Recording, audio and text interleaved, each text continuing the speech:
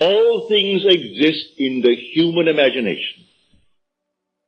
And everything you see as an objective reality was produced by imagining. Think of one thing, just think of one thing that would simply deny it. You can't think of one thing. So you go to the moon. You first had to imagine it. Had to imagine everything concerning the machine that took you to the moon. Everything in the world first has to be imagined and then executed. The intelligence to do it will come, but you take the blueprint first and conceive it and dwell in it as though it were true. And no power on earth can stop it from becoming so. But tonight, if you're here for the first time and you want something practical, you apply what I've told you. First, have an objective. You must have an objective. You can't say, well, I don't know what I want. Well, all right. Come back the next time. Ask yourself, what would I like of life? Don't be ashamed to name it. What would I like of life? Well, then, try to get some objective. Now, prayer, as far as I'm concerned, is nothing more than the subjective appropriation of the objective hope. That is the way to success. I appropriate it subjectively. How do I appropriate a state subjectively? Well, suppose now, this very moment, I wanted a ball, an ordinary baseball. But there isn't a baseball in the room, all right? But I want one. I would actually assume that I am holding a baseball in my hand until I can feel it. You think you can't feel it? Well, now try it. Try to feel what it would be like if you held a baseball. Now, to prove that you have held it, see what it feels like, the difference now, a tennis ball. See any difference? All right, a golf ball. See any difference?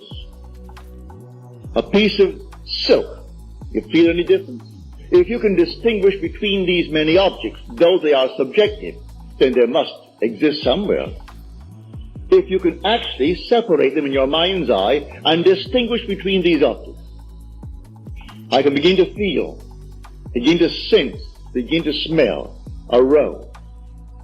Well, a rose doesn't smell or doesn't actually have the odor of another flower. I can detect the rose. Now a lily, an Easter lily. I can detect that. Well, what does it do? Well, I'm going to get them. Someone will think of Neville and send him a flower. And it's going to be the flower that I'm going to actually feel and touch and smell. It works that way. Money has an odor. It's unlike any odor in the world. It's more fragrant to the miser than the most marvelous perfume in the world. He can tell it. You put a money bag to his face, and it's like putting roses to mine. He loves it. He can smell money, can feel it. Money has a distinct feel about it. Put a $20 bill in your hand and ask you to feel it, and then put another piece of paper in your hand, and you can tell the difference. There's a difference. It is an odor to it. All this is part of the inner man, that all things are possible to him. Try it. Before you condemn it, try it. And if you have the evidence to support my claim, well, then it doesn't matter what the world will tell you. If he laughs at you, so what? So they laughed at everyone who had an idea that seemed a little bit off-center. Always laughed at him. They laughed at the idea of going to the moon. Well, now it's an accomplished fact. There are still those who won't believe it happened, because they don't want to believe that it ever happened. There are those who said you couldn't go down and actually live underwater. Now we have a submarine. There are still those who won't believe it. You can present them with all the facts in the world, and they won't believe it. So I tell you, you try it first. And if it proves itself in performance, it doesn't really matter what the whole vast world thinks. So tonight, take a goal. Make it a lovely goal, either for yourself or for another. Any time that you exercise your imagination lovingly on behalf of another, you're mediating God to that other.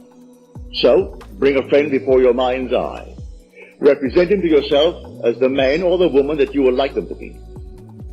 And don't tell them, ask for no praise, just assume that they're talking to you and telling you the most marvelous news about themselves. And you congratulate them on that good news. And go your own way. Believe in the reality of that imaginal act. It may happen tomorrow. It may happen the day after, or a week later, or a month later. It has its own appointed hour, and it is ripening, and it's going to flower. So don't be concerned. Leave it alone, and it will come to pass. So this is what I mean by feeling is the secret. I catch the mood, the feeling that would be mine if I were what I want to be. I don't have to touch something. I can if I want to. But it's the mood I'm speaking of. What would the feeling be like if she were well? If she were this? And then you catch it, just as though it is true. You always go to the end, and the end is where you begin. You're always imagining ahead of our evidence. So go to the end. And feel the end. And then dwell in that end, even though reason denies it and your senses deny it. You turn your back upon the doubters. That is your senses and what reason dictates. That's the hell or the devil or Satan in the world. That's the doubter. So you turn your back upon it. And then you walk as though things were as you want them to be. And living in that assumption, it slowly hardens into fact. Even though at the moment of the assumption it was denied by reason, an assumption, though false, if persisted in, will harden into fact. So you learn to assume and learn to persist in the assumption, and it will come to pass.